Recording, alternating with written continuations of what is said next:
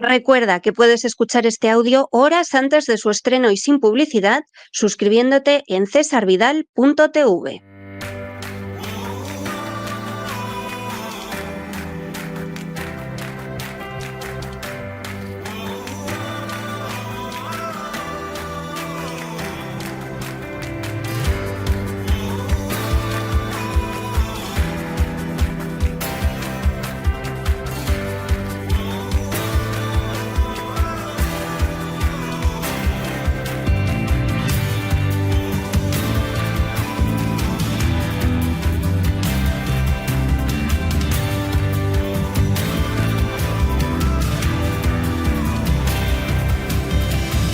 Vida Sana con Elena Kalinnikova.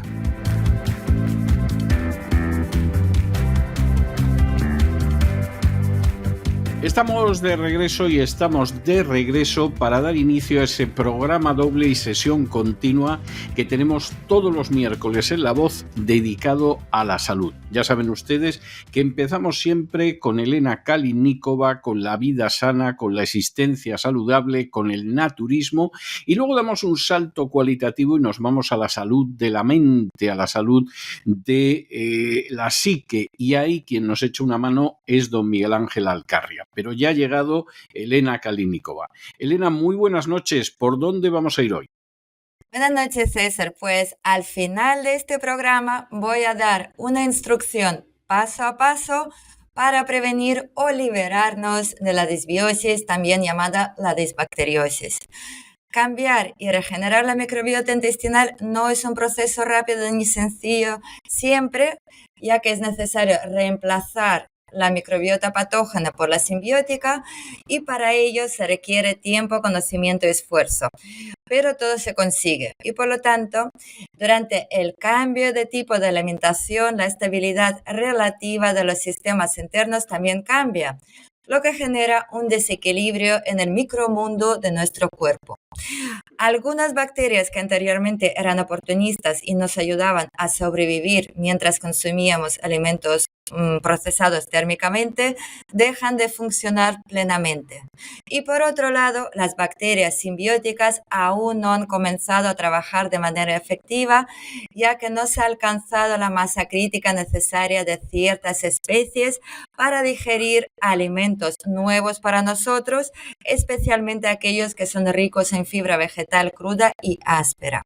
Y por esta razón, algunos especialistas afirman que al seguir la dieta vegana o crudivegana es imposible obtener de los alimentos todos los aminoácidos esenciales, argumentando que estos aminoácidos son indispensables para formar moléculas proteicas necesarias para nuestros órganos y tejidos de nuestro organismo. Y como los aminoácidos están unidos de manera natural a la fibra en los alimentos vegetales, esta última resulta difícil o imposible de digerir. Esto es cierto y no lo es al mismo tiempo. Todo depende de la ausencia o presencia de la disbiosis en la persona.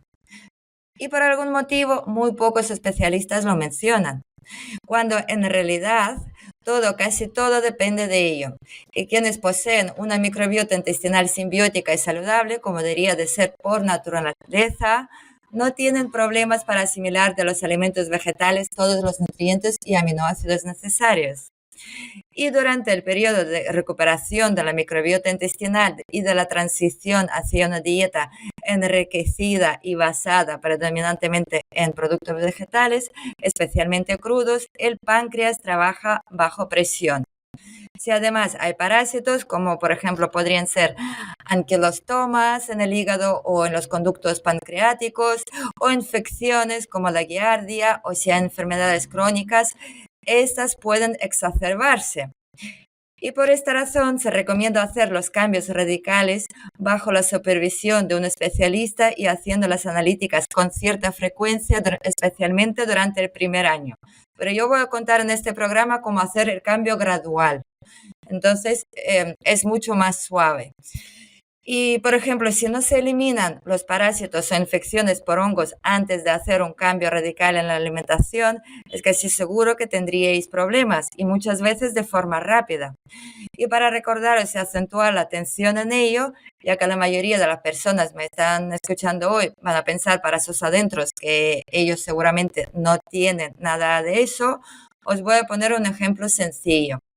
Si alguien, por ejemplo, tiene la caspa, es producido por un hongo. Al igual, si en alguna parte de su cuerpo su piel se escama o tiene alguna uña con hongo, eso es lo que usted ve fuera, pero lo que hay dentro es mucho, la verdad, da mucho más miedo, diría yo. Entonces, todo esto sería un indicador de la presencia de hongos. Y los felices dueños de las mascotas que tengan presente que muchas clases de parásitos se transmiten a través de ellos. Y los afortunados que no estén incluidos ni en el primer grupo ni en el otro, os voy a dar la buena noticia de que simplemente una fruta o verdura mal lavada, unas manos sucias llevadas a la boca, etcétera, podría ser contaminada con los huevos de los parásitos. Y aunque quisiera añadir que mientras los parásitos que puedan habitar el intestino no consuman más de lo que el cuerpo del anfitrión necesite, no habrá problema con las proteínas. Así que esta información es para vuestra reflexión. Y ahora, al comprender la esencia de la salud de la microbiota intestinal saludable, lo que vimos en el programa anterior, sabemos que sintetiza todos los aminoácidos necesarios, incluidos los esenciales. Y para que esto ocurra, como lo hemos visto, lo único que tenemos que hacer es dar de comer a las bacterias buenas, entre comillas, y evitar alimentar a las bacterias malas, consiguiendo la proporción de entre las bacterias de 9 a 1, que sería lo ideal, a favor de las bacterias buenas, obviamente. Y recordar que cuanto más se consumen alimentos cocidos, fritos o procesados, mayor es la proliferación de las bacterias patógenas que configuran la microbiota intestinal. Y como consecuencia no se consigue la asimilación de todos los nutrientes y aminoácidos necesarios para nuestra salud. Por cierto, en los alimentos procesados térmicamente no hay enzimas esenciales para la digestión normal. Estas simplemente no existen. Sin embargo, estas bacterias patógenas también son necesarias para quienes siguen una dieta tradicional, por así llamarla, porque ayudan a evitar una rápida y segura intoxicación por las toxinas de las proteínas en descomposición. Y estas bacterias procesan una parte de los alimentos que no puede ser descompuesta por nuestro sistema de enzimas endógenas, es decir, las enzimas del estómago, el duodeno y el intestino en general. Y esta estabilidad relativa permite mantener una calidad de vida y fuerza más o menos aceptables durante muchos años, siempre que las condiciones generales de vida sean correctas y favorables. En siglos pasados esta estabilidad era más duradera, pero es hora de olvidarnos de todo aquello, de las historias de nuestros abuelos y abuelas. Esta ya no será posible ni para nosotros, ni para nuestros hijos, y mucho menos para las generaciones futuras, ya que en las últimas décadas han aparecido nuevos factores extremadamente dañinos que no afectaron a nuestros abuelos durante su juventud, desde productos químicos domésticos, alimentos cargados de sustancias químicas y un estilo de vida no ecológico, el wifi, el 5G y otras decenas de factores que ahora impactan profundamente nuestra salud y equilibrio simbiótico. Ahora pregúntense, ¿por qué una persona que ha estado ayunando durante mucho tiempo, incluso de manera forzada, como se ha observado muchas veces en la historia, por ejemplo, durante bloqueos, guerras, etcétera, al comer inmediatamente después de ese largo periodo de inanición, por ejemplo, carne, muere súbitamente, como se dice popularmente, de un retorcimiento de los intestinos? Y la respuesta es sencilla. Durante un ayuno prolongado, las bacterias oportunistas en su mayoría mueren debido a la falta de alimento habitual, que es la comida propia que consumen regularmente. Y estas bacterias no han tenido tiempo de multiplicarse en cantidad suficiente a reanudar la alimentación, especialmente si ésta se hace de manera brusca y con alimentos pesados como carne cocida o frita. Y si el reinicio de la alimentación se realiza de manera gradual, comenzando con alimentos ligeros y aumentando la complejidad en pequeñas porciones, las bacterias oportunistas podrán multiplicarse lo suficiente como para procesar proteínas desnaturalizadas de la carne cocida o cualquier otro alimento cocinado. En cambio, por ejemplo, cuando hice hace 9 años un cambio radical de mi dieta desde la tradicional a la crudivegana, además de hacer todo lo necesario, hice el ayuno de casi 2 semanas a base de agua con limón y algunas veces, pues, cuando tenía muchas cosas que hacer y necesitaba un extra de energía, pues le añadía una cucharadita de miel. Recuerdo que apenas llegué a perder 2 kilos en casi 2 semanas y no me había sentido mejor en la vida. Eso sí, antes de hacer este ayuno me preparé durante un tiempo. Y entonces, esto es lo que significa la microbiota intestinal, relaciones interconectadas y la comprensión de lo natural y no natural en la alimentación humana. De manera similar, la formación de una microbiota simbiótica natural durante la transición de una dieta convencional a una dieta basada en alimentos vivos lleva aún más tiempo. Este proceso requiere un enfoque gradual y la eliminación de factores que puedan interferir o dificultar esta transición. Entonces, si comprenden la esencia de los procesos digestivos y bioquímicos, deben recordar que una microbiota intestinal saludable sintetiza todos los aminoácidos necesarios, incluidos los esenciales.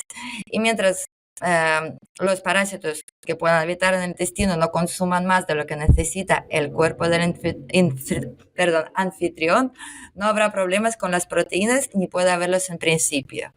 Y esto se debe a que todos los aminoácidos pueden obtenerse directamente de los alimentos y también gracias al trabajo de nuestra microbiota intestinal. Ambos mecanismos se complementan y respaldan mutuamente en caso de que no sea suficiente uno de ellos. Entonces, para corregir la disbiosis, lo que deberíamos de hacer, en primer lugar, es eliminar a los parásitos y hongos de nuestro organismo. En segundo lugar, tendríamos que ir reduciendo poco a poco el consumo de la comida procesada térmicamente y de las proteínas animales y a la vez ir aumentando gradualmente el consumo, por ejemplo, de las semillas germinadas, que aconsejo muchísimo, y alimentos frescos que a su vez reducirían significativamente la carga sobre sus páncreas. Además, estos favorecerían el funcionamiento de las bacterias simbióticas en su intestino, ayudando a que se multipliquen rápidamente. Esto a su vez reducirá las posibilidades de desarrollar disbiosis, fortaleciendo tanto la inmunidad local del intestino como la inmunidad general de todo el organismo. También los zumos de verduras, como podría ser el de remolacha con zanahorias, manzanas y apio, con un toque de jengibre y cúrcuma, como decía Norma Walker, es un regalo para vuestra microbiota intestinal. Y a la vez, para tratar y prevenir la disbiosis, es importante considerar el uso de probióticos y enzimas. Y si los probióticos y enzimas son naturales, compatibles con nuestro organismo y de alta calidad, pueden ser utilizados en ciclos para el consumo interno. Ya que los probióticos son microorganismos vivos, principalmente lactobacilos, y deben ser consumidos en cápsulas para garantizar que lleguen al intestino vivos y sin ser destruidos o digeridos por el ambiente ácido del estómago. Y es en el intestino donde ya comienzan a trabajar. Pero es importante recordar que los probióticos y enzimas son medidas temporales, diseñadas para dar al cuerpo un respiro, permitiendo que se nutra de los alimentos esenciales que faltan durante un periodo prolongado de disbiosis, cuando la absorción de minerales y vitaminas en el intestino está afectada. Sin embargo, es importante entender que estos probióticos no son nativos de nuestro organismo y cada persona tiene una microbiota intestinal única con proporciones específicas de poblaciones bacterianas que habitan en su sistema. Y los probióticos de estos preparados, aunque estén vivos, no se originaron en nuestro organismo y por lo tanto no pueden vivir mucho tiempo ahí. Por lo tanto, el objetivo es usarlos como un apoyo transitorio mientras se trabaja en la reconstrucción de la microbiota nativa del intestino a través de una dieta adecuada y otros cuidados específicos. Por lo general, después de 2-3 semanas de suspender el uso de prebióticos, todo el efecto positivo desaparece. Sin embargo, los enzimas también son importantes.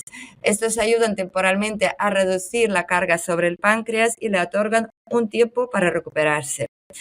Es importante entender que el páncreas solo se recupera durante los periodos de ayuno, es decir, cuando no se consume alimento y no se ve obligado a producir enzimas digestivas.